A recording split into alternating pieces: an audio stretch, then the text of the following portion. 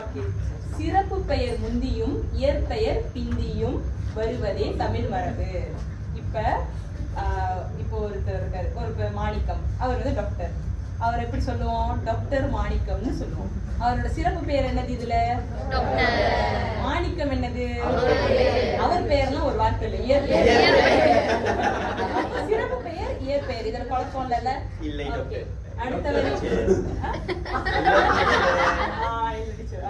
இதற்கு மாற்றமாக இயற்பெயர் முந்தியும் சிறப்பு பெயர் பிந்தியும் வரும் தொடரில் உயர்திணை பெயரும் என்ன போட்டிருக்கு? விளக்கமா இருக்கா? எது முன்னுக்கு வந்தா எது பின்னாடி வந்தா வலிக்கும்?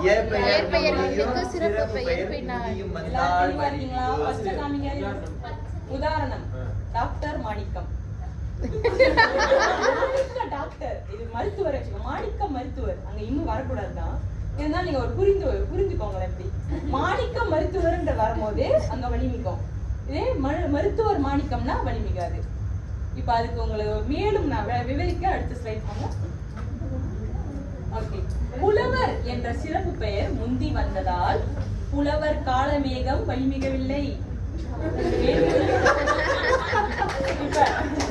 இப்ப காலமேகம் என்ற இயற்பெயர் முந்தி வந்ததால் காலமேகம் புலவர் வலிமிகுந்தது. ஓகே, எல்லாருக்கும் புரியுதா? புரியலன்னா நீங்க அந்த காட்டுவீங்க ஒரு தடவை அங்க வேலை.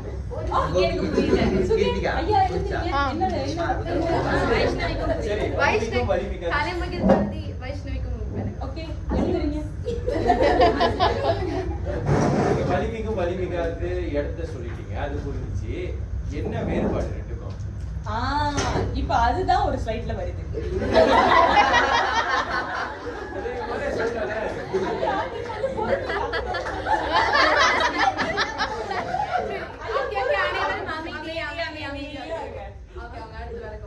சிறந்த கேள்விகள் கேட்டது உங்களுக்கு பெருசு இருக்கு.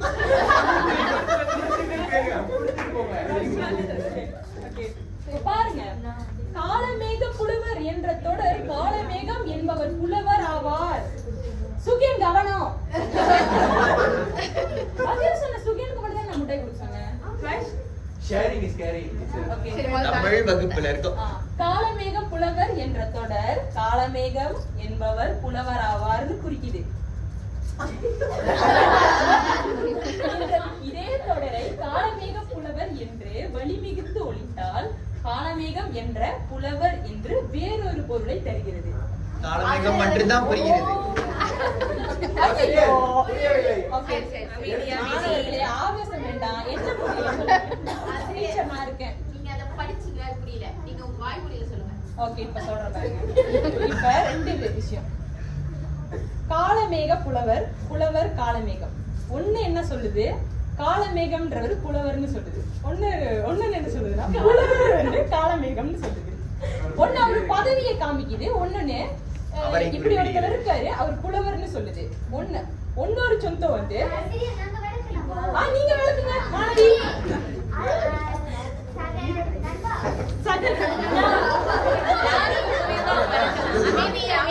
அமைதி. புலவர் காலமேகம் முன்னுக்கு வந்து சிறப்பு பெயர் வந்து பின்னாடி அவங்க பேர் வந்துச்சுன்னா வழி மிகாது. முன்னுக்கு வந்து அவங்க பேர் வந்துட்டு பின்னாடி சிறப்பு பெயர் அந்த வேறுபாடு. இப்ப பாருங்களேன், நான் என்னதான் சொல்றேன்.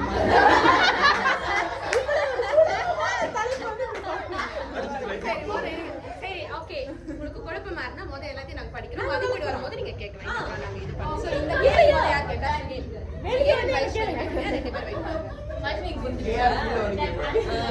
அடுத்த ஸ்லைட் போங்க ஆசிரியை. இப்ப பாருங்க, இப்ப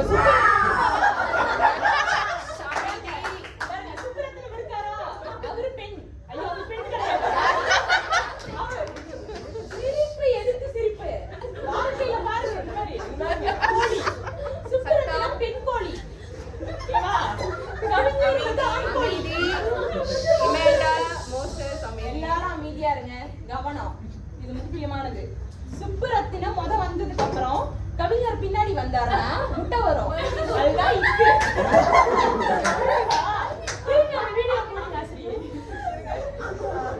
நீங்க எல்லாம் விளையாட்டா இருக்கீங்க.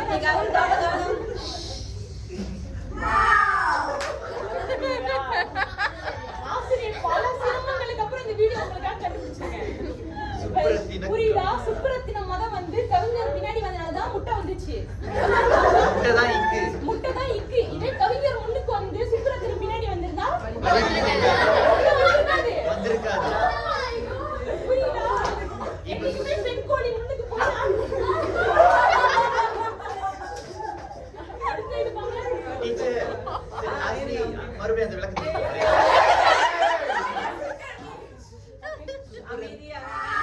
பெண் கோழியும் பெண்ணுக்கு வந்து விட்டது, பின்னாடியே ஆண் கோழியும் வந்து விட்டது, அப்புறம் முட்டை வந்து முட்டை வந்து விட்டது. இம்மியை அங்கே இருக்கிறது. அமைதி. பெண் கோழியில இருக்கிற இம்மி அங்கே இருக்கிறது. அது உங்களுக்கு விளக்கம். இப்ப சுப்பி ரத்தினான்னா நீங்க உங்களுக்கு புரியாது. பேரா அப்படின்னு கேட்டீங்க. சுப்பரத்தினா அப்ப பெண் பேராயிரும் அப்புறம். அப்ப வந்து அந்த இம்மி இல்லாம போயிடும். அது விளக்கம். அந்த இம்மு வந்து அப்படி போயிட்டு இக்கு சேர்ந்துடும். சரி. அதெல்லாம் படிச்சுக்கோங்க. சுப்பரத்தின கவிஞர். சுப்பரத்தினம் என்ற இயற்பெயர் முந்தி வந்ததால் மகரம் கெட்டு அந்த இன்ற மகரம் கெட்டு வலிமிகுது. விக்கிக்கே புரிஞ்சிருச்சு. ஓகே, சரி. இது வந்து ஒரு பகுதி. என்ன பகுதி? வாமா மின்னல். இது வந்து எப்படி இருக்குன்னு யாராவது ஒரு ஒரு கெஸ்ஸிங் இருக்கா? விரைவாக. Okay, right. அது சரியான பதில். விரைவா நடக்க போகுது. சரியா? Okay okay. முதல் கேள்வி போலாமா? சரி, இப்போ நாங்க என்னன்னா நாங்க வந்து ஒவ்வொரு குழுக்கும் ஒரு கேள்வி கேட்போம். சரியா? அந்த கேள்வி நீங்க 5 இல்லங்க சார். அவங்க விளக்குவாங்க. இப்ப எத்தனை டீம் இருக்கீங்க? 4. கேள்விகள் எத்தனை இருக்கும்? 6 இருக்காது. 48 இருக்காது. மாணவி கேள்வியில சந்தேகம். நாங்க வந்து 4 கேள்விகள் தான் கொடுப்போம். யாரு முந்திக்கிட்டு மின்னல் மாதிரி கை தூக்கி சொல்றாங்களோ அவங்களுக்கு தான் மார்க். 5 செகண்ட். 5 செகண்ட். நாங்க வந்து அந்த கேள்வி பக்கத்துலயே வந்து அந்த டைமர் ஓடும். ஓகே, அதுக்குள்ள நீங்க சொல்லணும். சொன்னீங்கன்னா உங்களுக்கு வந்து பரிசு. ஓகே. பரிசு சாக்லேட் வேணும். மகிழுங்கள் இல்ல. மகிழுங்க இல்ல. நீங்க எடுத்து காட்டுங்க, பயப்படாதீங்க. முன்னுக்கு வைங்க. ஓகே, சீக்கிரம் எந்துக்கு. ஓகே,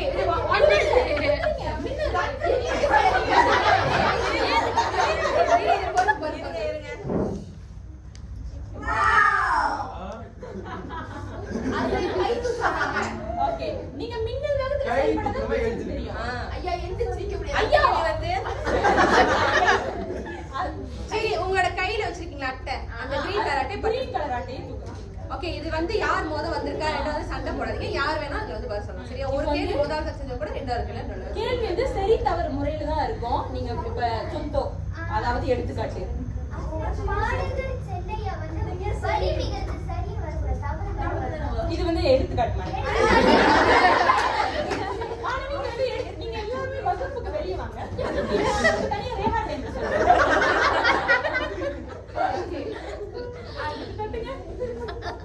ஓகே, முதல் கேள்வி. ஓகே. நீங்க தான் சரியா இருக்கீங்க. இந்த டைம் முடிஞ்சிருச்சு.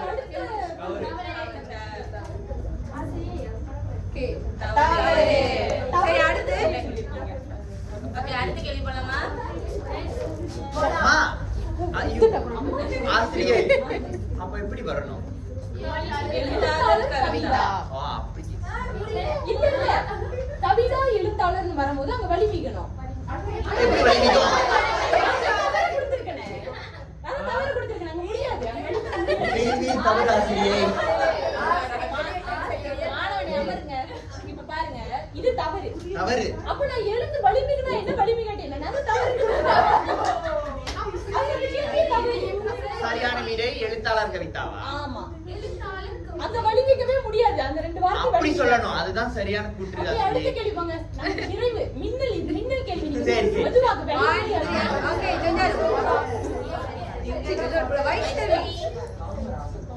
வைஷ்ணவி சொல்லுங்க. வைஷ்ணவி பச்சை கடந்த சரி சரி சரியா? சரியா?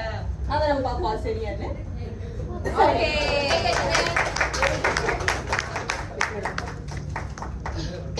அடுத்த கேள்வி போலாமா? போலாம். ஓகே, இந்த சைடே தான் வந்துட்டு இருக்கு. ஐயோ, கேள்வி சரி சரி, இன்னும் வருது. இன்னும் கேக்குறீங்க. ஓகே, ஐயோ. 1 2 3. நாங்க தனு. ஓ சரி. சரி சரியா? சரி சரி.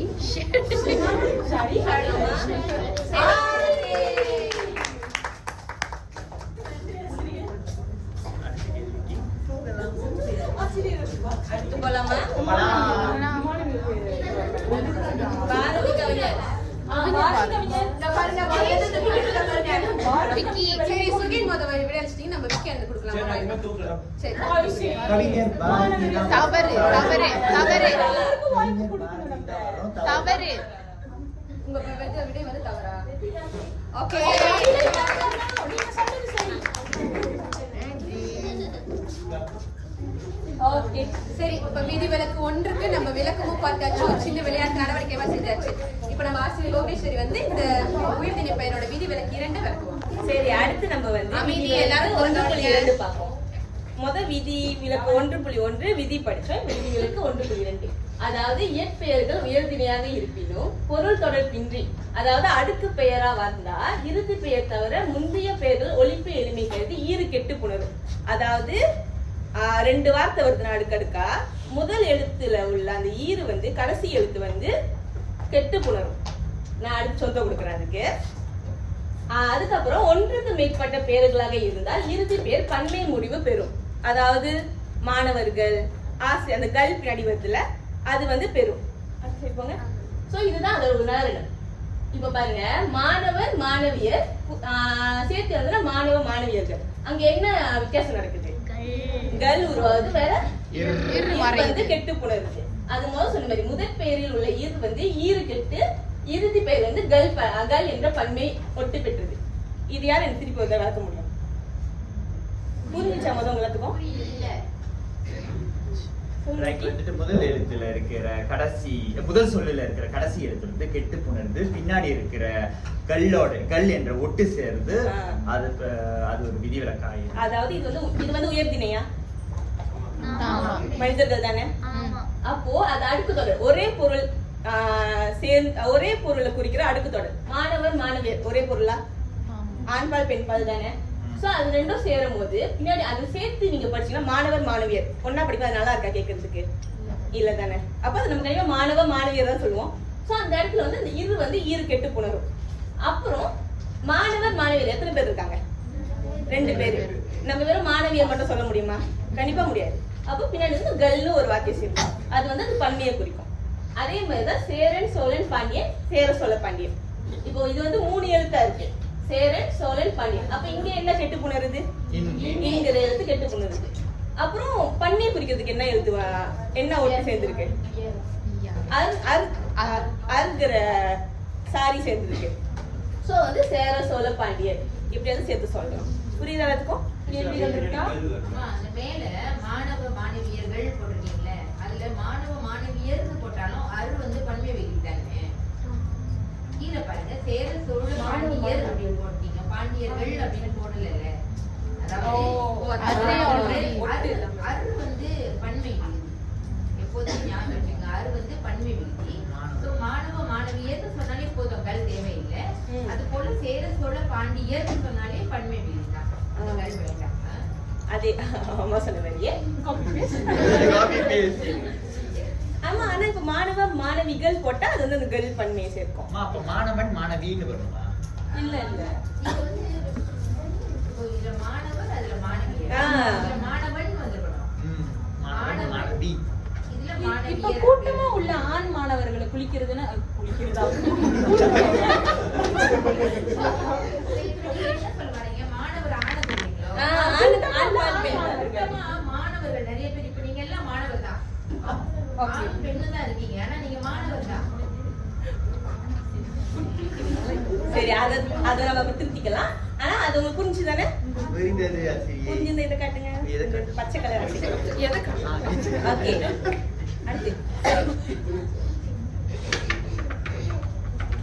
அடுத்து நம்ம விதிவிலக்கு 1.3 பார்க்கலாம். சரி, இந்த விதிவிலக்கு வந்து அவ்வளவு பெரிய சரி, இப்ப அதே விளக்கத்தை தான் நான் கொஞ்சம் மாற்றி சொல்ல போறேன். சரியா? உயர்திணை அக்னிணை 2க்கும் பயன்படும் பெயரை பொது பெயர் என்பது. இந்த 2 உயர்திணையும் அக்னியும் பொது பெயர் தான் சொல்லுவாங்க. சார், நான் முத அதோட விதி என்ன சொன்னேன்? உயர்திணையா இருந்தா அங்க வந்து வலி மிகாது, அங்க ஏதோ ஒரு மாற்றமோ புணர்ச்சியோ வந்து நிகழாது. அக்னியா இருந்தா அங்க மிகுதல், கெடுதல், புணர்ச்சி, வலி மிகுறது, அந்த மாதிரி ஏதாவது ஒரு மாற்றம் நடக்கும். சரி, இது உயர்திணையை குறிக்கும் போது இயல்பாகவும், அக்னியை குறிக்கும் போது வலி மிகுந்து புணரும். விளங்கிருச்சா?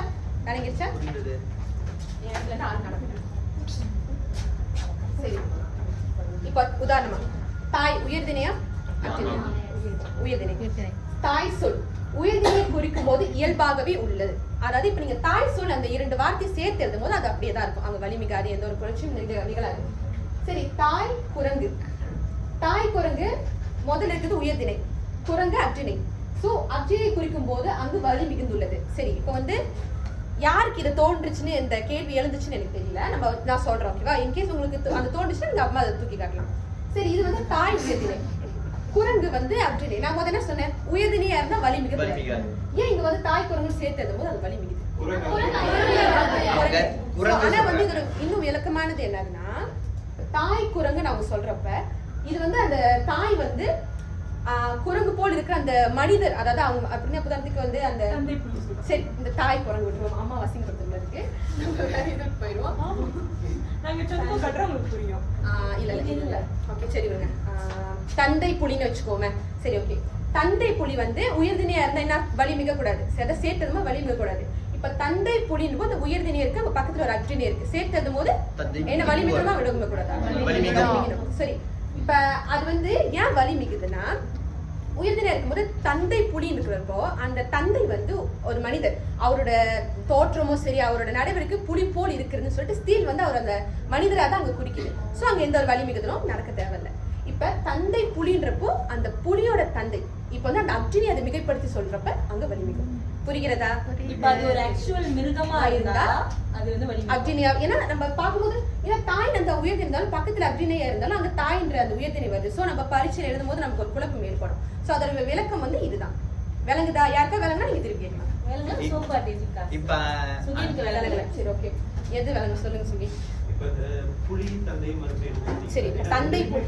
இப்ப தந்தை புலி இப்ப எனக்கு புரிந்த புரிந்துணர்தல் வந்து எப்படின்னா, தந்தை புலி அப்படி சொன்னீங்க. சோ வந்து அதை வந்துட்டு அது தந்தையை குறிப்பிட அவர்களோட அந்த தந்தையோட தோற்றமும் சரி குறிப்பிடுகிறது அது வலிமிக்காதுன்னு சொன்னீங்க. அப்ப அது ஆக்சுவலா அந்த புலியை சொல்றோம், தந்தை புலியை வந்து சொல்றப்ப அது அக்னியா அதான் அது அக்னியா மாறுது அப்படின்னு. அப்ப அந்த மாற்றம் ஏற்படுறது வந்து நம்ம எப்படி தெரிஞ்சுக்கலாம்னா அந்த வாக்கியத்தின் படி. ரைட்டா? இப்போ உதாரணத்துக்கு நம்ம இந்த மாதிரி பிரித்தெழுதும் போது சேர்த்தெழுதுகிற கேள்வியில மேல வந்து தந்தை புலின்னு இருக்கிறப்போ நம்ம அது தெரியும். சேர்த்தெழுதும் போது நமக்கு தெரியும், ஓகே இது வந்து உயர்திணை மட்டும்தான் குறிக்குதுன்னா நம்ம அங்க சேர்த்து எழுதும் போது வலி மிக தேவையில்லை. ரெண்டாவது கேள்வி திருப்பி இதே மாதிரி வரப்போ நம்ம அங்கதான் பிரிக்கணும், இது வந்து உயர்திணையா குறிக்கிறாங்களா அக்னியா குறிக்கிறாங்களா அப்படின்னு. புரியுதா? இது வாக்கியத்துல வந்து நம்ம தந்தை புலி வந்து மிகவும் வந்து இந்த குத்து குத்து குத்து குத்து அதை பிரிச்சு காட்டுற வாக்கியத்தை வச்சு பிரிக்கலாம். லைக் தெரிஞ்சுக்கலாம் உயர்திணையா அப்படியே. தந்தை புலி உயர்திணைக்கு ஒரு வாக்கியம் சொல்லு. உயர்திணைக்கு இப்ப தந்தை புலி உயர்திணையை குறிக்குதுன்னா, இப்ப நான் சுகேன் வந்து டிஸ்கிரைப் பண்றேன். சுகேன் புலி மாதிரி இருப்பான், அப்படி நடந்து வரும். அது தந்தை புலி அது உயர்திணையா இல்ல அந்த கேள்வி எழும்போது நீ அதை பிரிச்சுக்கலாம். இல்லன்னா அது அப்படி அக்னியாவே அந்த தந்தை அந்த ஒருவேளை இருப்பினும் என்ற மாதிரி கேள்வி வந்துச்சுன்னா அப்ப நீங்க இதை விளக்கணும். அதுக்கு வேற எடுத்துக்காட்டு தந்தை புலி. இப்ப இந்த தாய் குரங்கு இருக்கு, அதை பத்தி நாங்க ஒன்னும் எக்ஸ்பிளைன் பண்ண முடியாத நிலைமையில இருக்கும். அதனால தந்தை புலி. சரி, பரவாயில்ல. வகுப்படி இருக்கு, நாங்க இன்னொரு எடுத்துக்காட்டு சொல்லி விளக்கம். சரியா? சரி, சின்ன நடவடிக்கை செய்யலாமா? யாரு தூங்கல தானே இன்னும்? உண்மையா? இந்த டாபிக் வந்து உங்களுக்கு எந்த அளவுக்கு புரிஞ்சுக்கிறதுக்காக ஒரு சின்ன ஒரு நடவடிக்கை தான். 6 குழு இருக்கும். எனக்கு ஒவ்வொரு குழுல இருந்து ஒரு பிரதிநிதி வரணும். விருதுன்னு வாங்க. யார் வேணா வரலாம். மடமடன் வாங்க. சீக்கிரம் ஒரு ஆள் போதும். ஒரே ஒரு ஆள் குழுல இருந்து ஒரு ஆள். என்னங்க ஒரு ஆள் வந்து அந்த குழுல இருந்து யாரு? அப்ப நானே கூப்பிடுவேன். அந்த குழுலே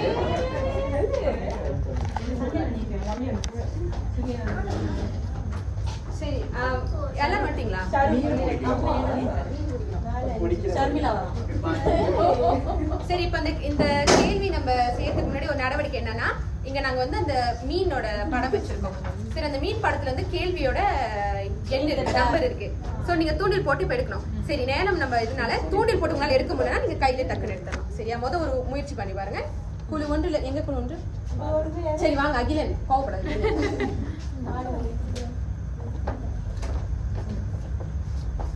எடுங்க. வாவ், எடுங்க எடுங்க. முயற்சி. சரி, கையில எடுங்க.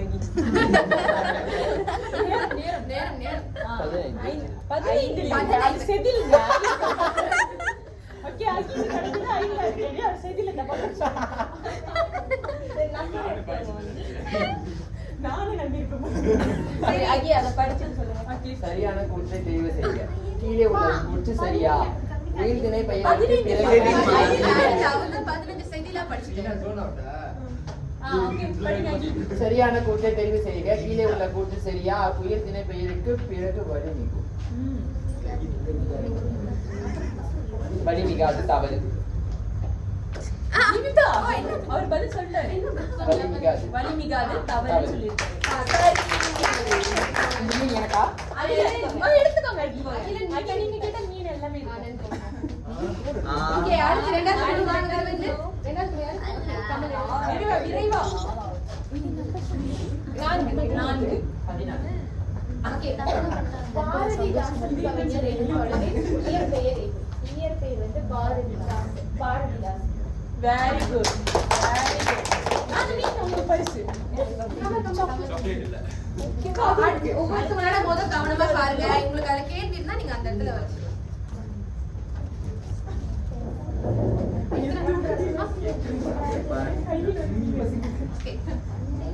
சரி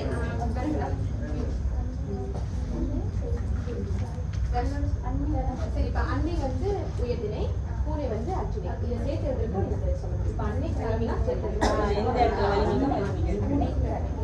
அன்னை கரம் வந்துட்டு அன்னை கரம்னு வந்தா வலி மிகாது. பூனை கரம்னு வந்தா வலி மிகாது.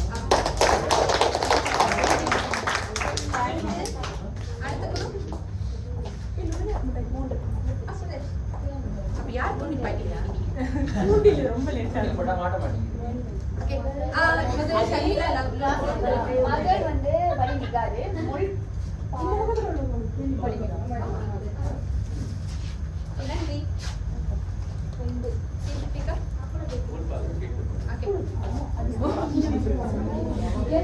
இயற்பெயர்கள் இணையாக இருப்பினும் பொருள் தொடர்பின்றி வரும்போது இறுதி பெயர் தவிர முந்தைய பெயர்கள் எளிமைக்கல்வி. நான் ஒரு வார்த்தை சொல்லியிருப்பேன் என்னவாகுது அப்படின்னு.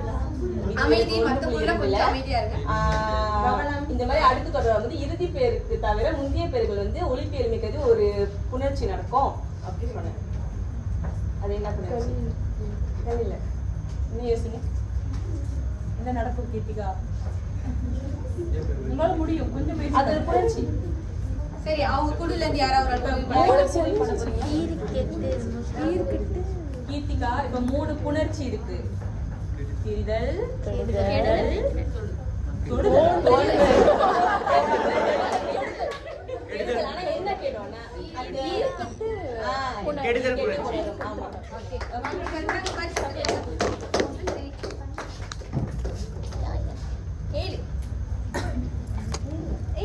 ஏழு யாரும் எடுத்துட்டு அந்த மீனை திருப்பி போட்டு பின்வருவற்றுள் உள்ள புணர்ச்சியில் உள்ள தவறை கண்டறிந்து திருத்துக. தாய் பால்ல வந்து வலி மிகாது. ஏன்னா வந்து அது உயர்து. நாய்க்குட்டிக்கு வந்து வலி மிகுனா ஏன்னா வந்து அது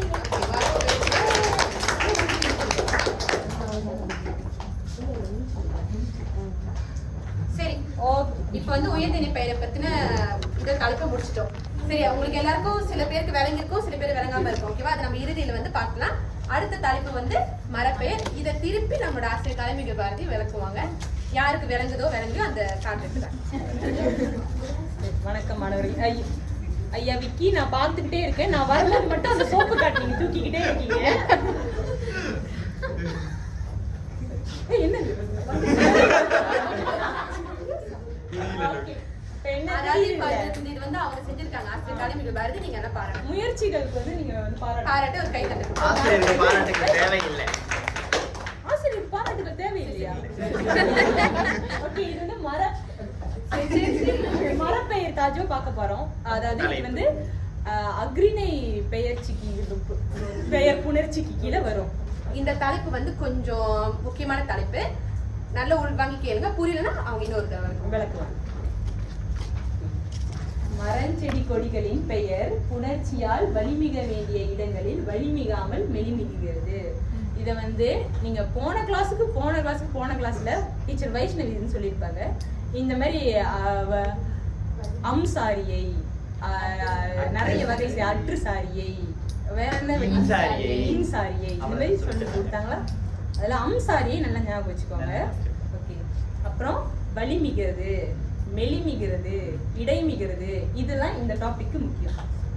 இப்போ மரம் செடி கொடிகள் ரொம்ப சாஃப்டான நேச்சர் வந்து அப்படி மெதுவானது சாஃப்டான விஷயம்ன்றதுனால அது வலிமிகாம மெலிமிகுது. ஓகே, மெலிமிகுது. மெலின எழுத்துக்கள் என்ன? சமிதா சொல்லுங்க. Very good. அல்லது மெல்லோசை தருமாறு அம்சாரியை பெறுகிறது. ஒண்ணு அந்த இடத்துல மரம் செடி கொடிகளை குறிக்கும் போது மெலிமிகம் அஞ்சன நமன வரும், இல்லாட்டி அம்சாரியை அந்த வார்த்தையை வந்து சாஃப்டா காட்டுறதுக்காக அம்சாரியை அங்க வரும். விளங்குதா இல்லைன்னா நீங்க அந்த கார்டு கொடுத்துருங்க. Okay, very good. யாருக்கெல்லாம் விளங்கல? ஓகே விளங்கு. முதல் குரூப். Okay okay.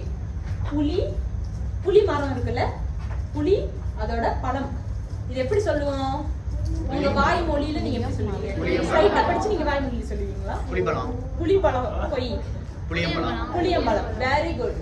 அந்த வந்து சாரியா அங்க வந்து தோன்றுது. ஓகேவா? புரிந்ததா? இந்த சொந்த புரிந்ததா? ஓகே. பனை காய், பனை மரத்துல உள்ள காய் பனங்காய். அங்கேயும் அந்த பனை வந்து ஈறு வந்து கெட்டு அம்சாரியை அங்க தோன்றுது. நம்ம சொல்றதுக்கு உச்சரிப்புக்கு வந்து சுலபமா இருக்கிறதுக்காக பனைங்காய் அப்படின்னு தோணுது. அங்க வந்து அப்புறம் அந்த அம்மும் காயும் சேரும் போது அதோட இன எழுத்தான கா சேரும் போது இங்காயி அது பனங்காய் நம்ம சொல்லுவோம். ஓகேவா? இந்த சொந்தம் புரியுது தானே? யாருக்கும் கஷ்டமா இல்லைல்ல? ஏதாவது காமிங்க. பச்சை கலர் காமிங்க. ஓகே. அதோட விளக்கம் தான் ஐகார ஈற்று பெயரில் அம்சாரியை சேரும் போது ஐகாரம் மறைந்து புணரும். ஐகாரம் வந்து அந்த பனையில அந்த சவுண்ட் வந்து போய் அம்சாரியை சேர்ந்து பனங்காயின்னு சொல்லுவோம். அடுத்து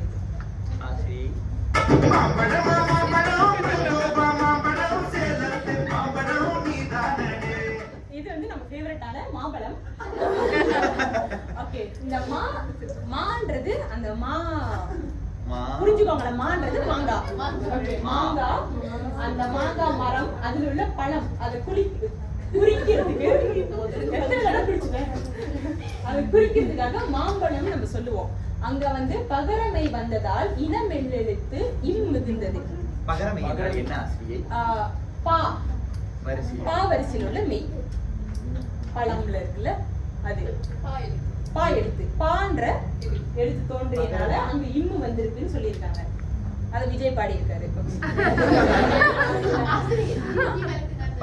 பாட்டு போடுங்க.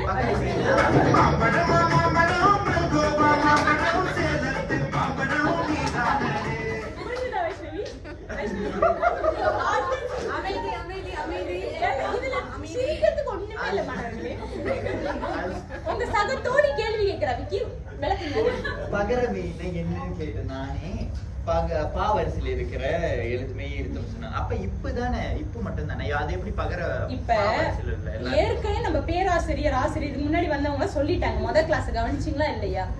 அங்க இம்மு அது வந்து அதோட இனம் எடுத்து ஒரே இடத்துல தோன்றதுனால அது இப்படி ஒன்னா போறதுனால அந்த இம்மும் இப்போ ஒரே இடத்துல வருது. நம்ம மாப்பழம் அதை வந்து பிரிச்சு காட்டல. சொல்லுங்க. பகரமை.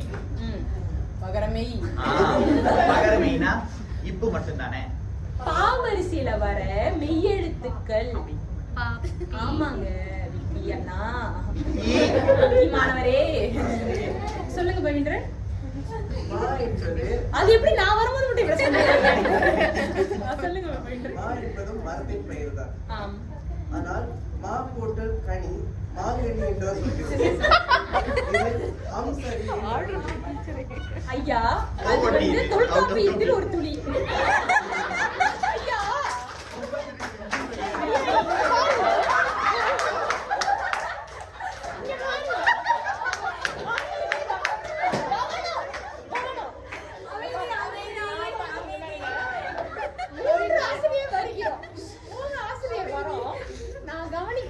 எல்லாரையும் கவனிக்கிறேன்.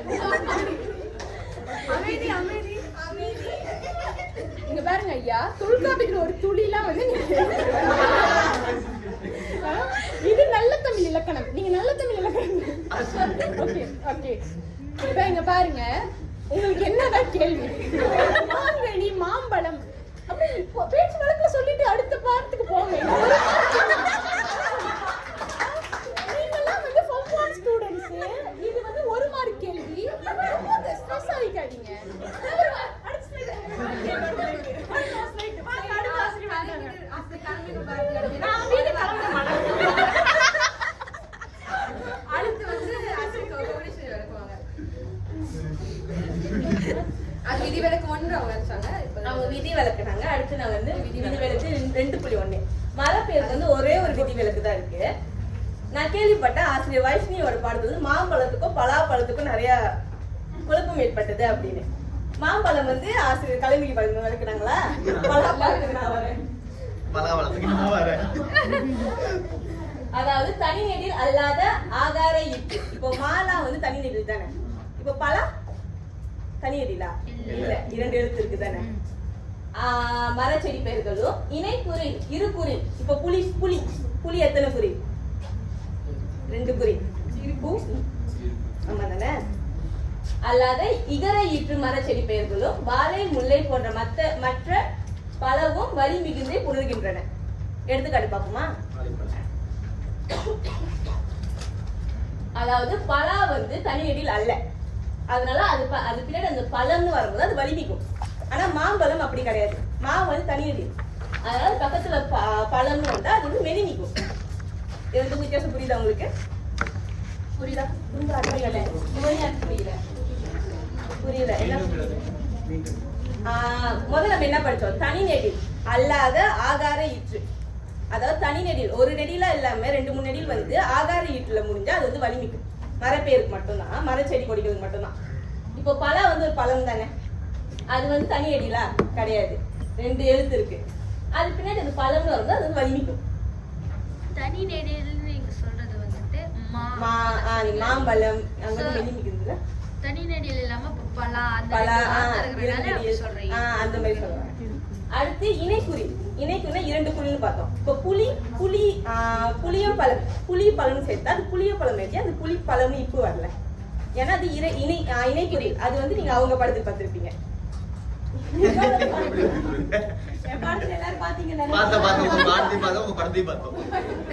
இப்ப அரளி செடிக்கு வந்து இணைக்குறிலா? அங்க மொத்தம் எத்தனை எழுத்து இருக்கு? 3 எழுத்து இருக்கு. அப்ப அங்க நான் இங்க என்ன கொடுத்துருக்கேன்? இணைக்குறில் அல்லாத இதர ஈற்று வலிமிக்கும். அப்ப அங்க வந்து 2 எழுத்துக்கு மேல வச்சுன்னா அங்க வந்து நீங்க சேர்க்கும் போது அது வலிமிக்கும். சோ அரளி செடி அங்க இச்சு வரும்.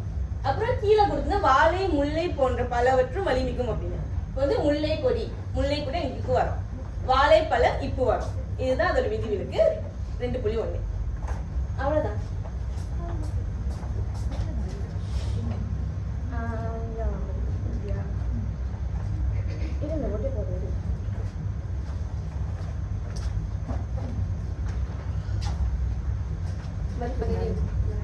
ஓகே, இந்த டாபிக் உங்களுக்கு புரிஞ்சானே நம்ம ஒரு சின்ன ஒரு மதிப்பீடு போறதுக்கு முன்னாடி ஒரு சின்ன ஒரு விளையாட்டு மாதிரி விளையாட்டு போயிடலாம். அதாவது இந்த தலைப்போட ஒரு சின்ன சுருக்கம்.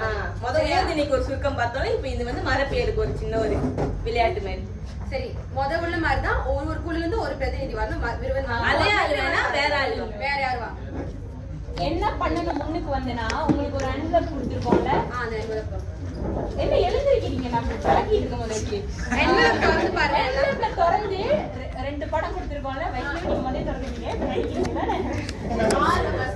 ஓகே, திருப்பி ஓகே அதை திறந்து அது பக்கத்துலயே உங்களுக்கு அந்த என்வலப்லயே மார்க்கர் பென்ல நீங்க வந்து எழுதணும். இது 2த்தையும் சேர்த்து எழுதுனா என்ன எழுதணும்? என்ன மாற்றம் இங்க நடந்திருக்குன்னு எழுதணும். ஆமா, எழுதி எடுத்து வந்து இங்க வந்து ஒட்டணும். இங்க ஒட்டணும். எல்லா குழுக்கும் கிடைச்சிருக்கா? எல்லா குழுக்கும் கிடைச்சிருக்கா? தாள் இல்லையா? தாள் பின்னாடியே தாள்ல அந்த தாள்.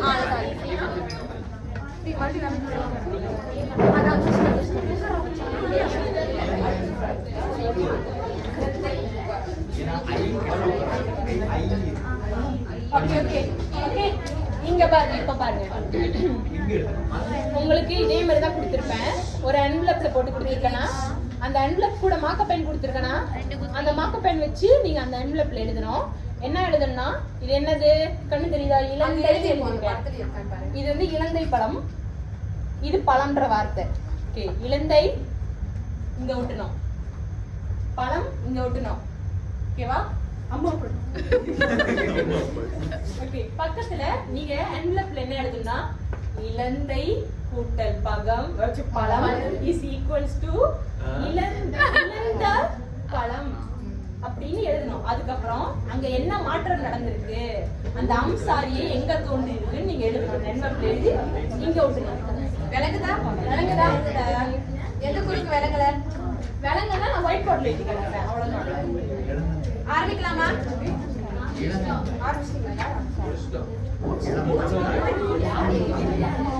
சரி, ஆரம்பிக்கலாம்.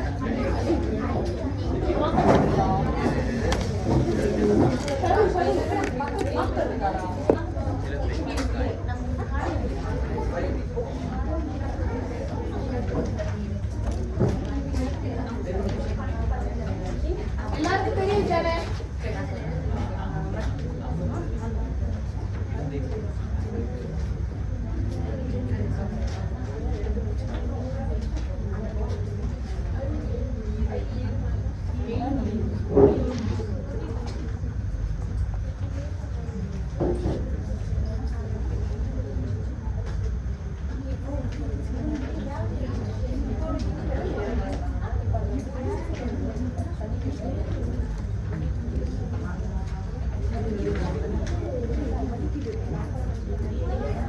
எல்லா குரூப் கொஞ்சம் விறுவிறுன்னு செய்யுங்க. முடிச்சாச்சா? எந்த முடிச்சாச்சுன்னா வர ஆரம்பிக்கலாம். எந்த குழு முடிச்சிட்டீங்கன்னா மடமடன்னு வந்து மின்னுக்கு அதை ஒட்டிட்டு அதை விளக்குங்க. என்ன மாற்றம் நடந்தது? தனு வாங்க. அது எத்தனாவது குழு? ஓகே, 6வது குழு தனு வருது. ஒட்டிட்டு இங்க ஒட்டிட்டு அது விளக்குங்க. ஆசிரியர் கலைமகிழ் பாரதி கொஞ்சம் பாருங்க. அவங்கள பார்க்க சொல்லு. விடே சாரிங்க. அங்க ஒட்டுங்க. ஐயோ, அங்க மறந்துட்டேன்.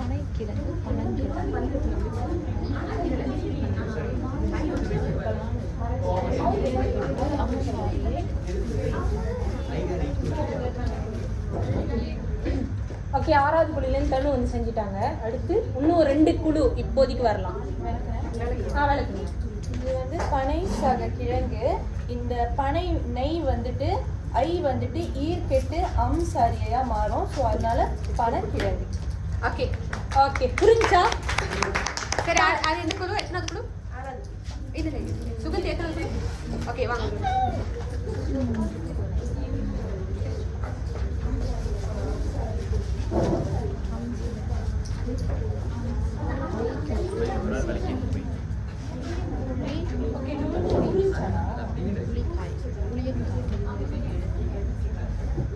சரி, விளக்கு. அது நீங்க லைட் அவுட் ஒட்ட முடியுதா?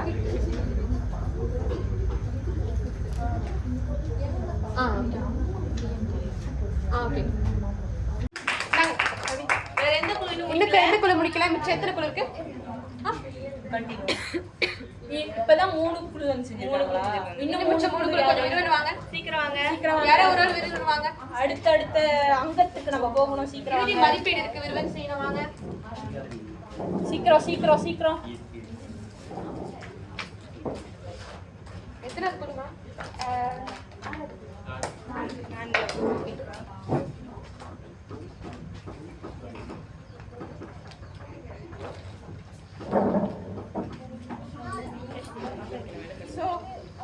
பனை சக பழம் வந்து பனம் பழமா மாறும். அங்க அம்சாரி. ஓகே, நன்றி. இல்ல வச்சுக்கோங்க.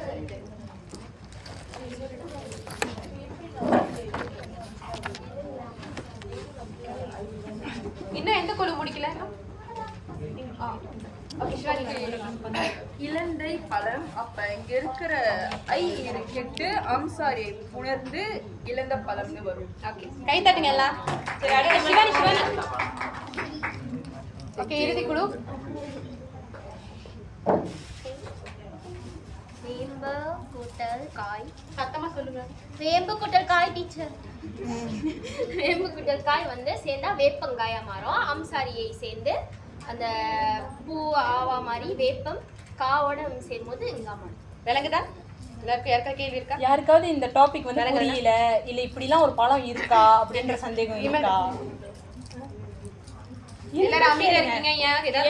ஏதாவது பதில் சொல்லலாம். ஓகே ரொம்ப கஷ்டமா இருக்கா? சுலபமான கேமா இது? சொல்லுங்க. லோனியா ஏன் இவ்வளவு சுலபமா இருக்கீங்க? பசிக்குதா? பசிக்குதா? யார் சொல்லுங்க? ஆசிரியருக்கு வயிறு சத்தம். பசிக்குன்னு சொன்னா என்ன பாரு. ஈர கிடைக்காது. அடுத்து உங்க எல்லாத்துக்கும் மதிப்பீடுன்னு ஒரு தாள் கொடுத்துருக்காங்க. இருக்கா? அந்த தாள் இப்ப நம்ம என்ன பண்ண போறோம்? இந்த வெண்டிங் மிஷின்ல வந்து ஐயோ அப்படி சொல்லிட்டீங்க. என்னங்க இது? அந்த மாதிரி சொல்லக்கூடாது. இதுக்குன்னு ஒரு பேர் இருக்குல்ல. சரி எல்லாம் உறக்க வாசிங்க அத. சுத்தி சுத்தி வந்தீங்க. பாட சொல்லுங்க. பாட சொல்லுங்க. இது தவறு. சுற்றி சுற்றின்னு தான் சொல்லணும். இது தப்பு. இதை ஈக்குவல் பண்ணாதீங்க. நாங்க பாட்டுக்காக எழுதிட்டோம். தப்பு. சரி இது வந்து சுற்றி நம்ம சுற்றி வந்தீர்கள். அன்றாட வாழ்க்கையில நம்ம அந்த மாதிரி தானே பேசுவோம், உரையாடுவோம், பாட்டுல கேட்டுருப்போம். பேச்சு சோ நம்ம பேச்சு வழக்குல அதை பயன்படுத்துங்க. சரி. ஆனா நம்ம எழுதும் போது கரெக்டான தமிழ்ல சுற்றி சுற்றி தான் வரணும். சரியா?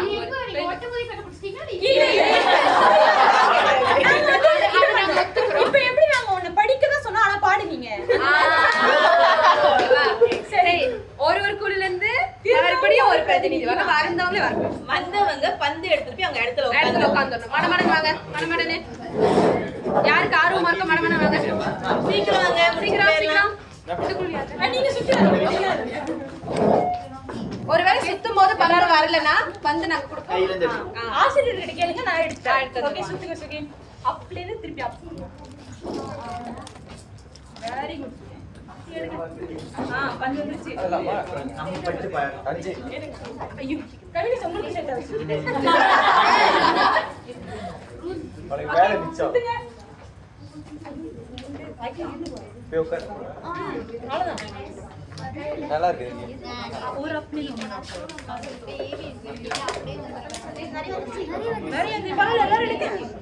இந்த கலர் பந்து கொஞ்சம் முட்டாய் கிடைக்கும். முட்டாய் வாங்கிக்கோங்க. வெள்ளை பந்து ஒண்ணு எடுங்க. நானும் மறுபடியும்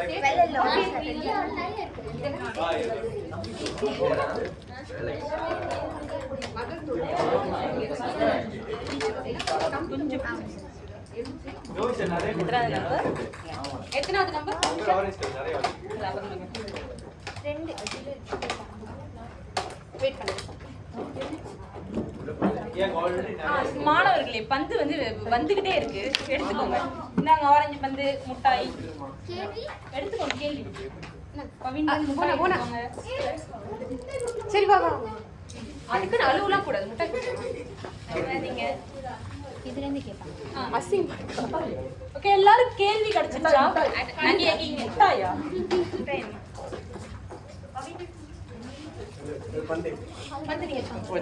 எல்லாருக்கும் கேள்வி இருக்குல்ல? எல்லாத்துக்கும் கேள்வி ஓகே எல்லாருக்கும் அந்த கேள்வியோட நம்பர் இருக்குதானே? என்ன இருக்குதானே? ஓகே முதல் குழு உங்களோட நம்பர் எத்தனை?